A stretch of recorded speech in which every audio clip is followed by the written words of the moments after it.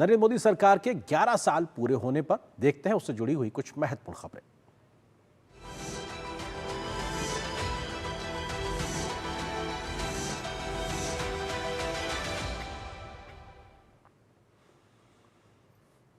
दो 2014 में सत्ता में आने के बाद से मोदी सरकार ने समाज के सभी वर्गों के लिए योजनाएं बनाकर लोगों को लाभ पहुंचाने का काम किया है, जिसका असर जमीन पर लोगों को मिल रहे लाभ से देखा भी जा सकता है। पीएम मोदी ने बीते 11 वर्षों में मध्यम वर्गीय परिवारों को ध्यान में रखकर भी कई विशेष योजनाएं बनाई, जिसका फायदा इस वर्ग को मिल रहा है। आर्थिक सामाजिक योजनाओं के लाभ के साथ ये वर्ग लगातार तरक्की की नई सीढ़ियां चढ़ता हुआ दिखाई पड़ रहा है। मोदी सरकार के 11 साल में देश के हर वर्ग का समुचित विकास हुआ है और मध्यम वर्ग भी इससे अछूता नहीं रहा है। मोदी सरकार के 11 साल में भारत के मध्यम वर्ग की आशाओं, जरूरतों और आकांक्षाओं को न केवल सुना गया है, बल्कि उद्देश्यपूर्ण तरीके से उस पर काम भी किया गया है।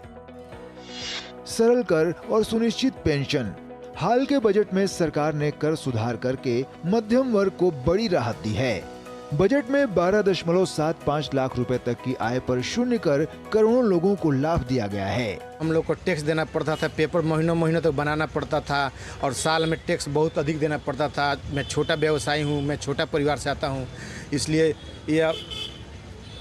इसलिए ये नया जो बजट आया उसमें हम लोग को बहुत राहत मिला है, जो कि हम लोग पेपर ऊपर कुछ ज़्यादा नहीं करना पड़ता है और भी टैक्स भी बहुत कम हो गया है, व्यवसाय भी मेरा बहुत बढ़ गया है। रिटर्न दाखिल करने की प्रक्रिया पहले से कहीं ज्यादा आसान बनाकर ईमानदार मेहनती करदाताओं को राहत दी गई है। 2019 में लॉन्च की गई फेसलेस ई असेसमेंट प्रणाली ने व्यक्तियों के लिए कर जांच के तरीके को बदल दिया।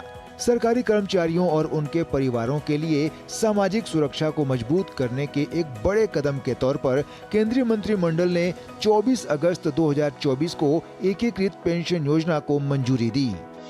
मुद्रास्फीति नियंत्रण। 2014 तक के वर्षों में बढ़ती कीमतों ने मध्यम वर्ग के परिवारों को लगातार तनाव में रखा। 2014 से चीजें बदलने लगी। अगले 11 सालों में महंगाई पर पूरी तरह से काबू पाया गया। 2015-16 से 2024-25 तक महंगाई औसत दर गिरकर सिर्फ 5% रह गई। यह अंतर सिर्फ आंकड़ों में ही नहीं, बल्कि रोजमर्रा की जिंदगी में भी दिखाई देता है। शहरी विकास और कनेक्टिविटी। पिछले 11 वर्षों में भारत के शहरी परिदृश्य में उल्लेखनीय बदलाव आया है।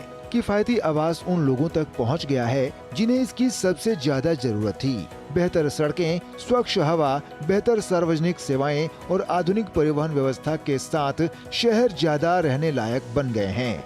25 जून 2015 को शुरू किए गए स्मार्ट सिटीज मिशन ने भारतीय शहरों को एक नया जीवन दिया। प्रधानमंत्री आवास योजना लाखों मध्यम वर्ग और निम्न आय वाले परिवारों के लिए एक मजबूत आशा बन गई है। शहरी परिवहन में सबसे बड़ी तेजी देखी गई। अब तक 29 शहरों में मेट्रो रेल चल रही है या बन रही है। मई 2025 तक भारत में 1013 किलोमीटर मेट्रो लाइन परिचालन में थी, जो 2014 में सिर्फ 248 किलोमीटर थी, यानी सिर्फ 11 साल में 763 किलोमीटर का इजाफा।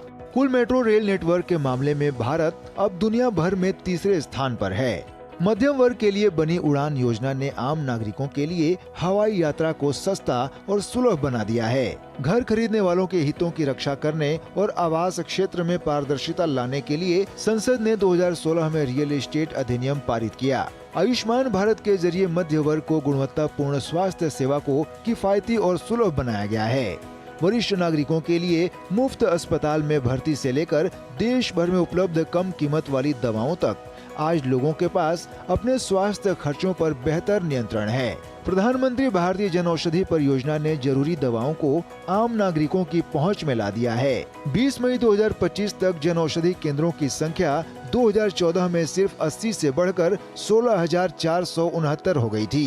पिछले 11 वर्षों में सरकार ने सार्थक तरीकों से मध्यम वर्ग के उत्थान के लिए अटूट प्रतिबद्धता दिखाई है। Bureau report, DD news.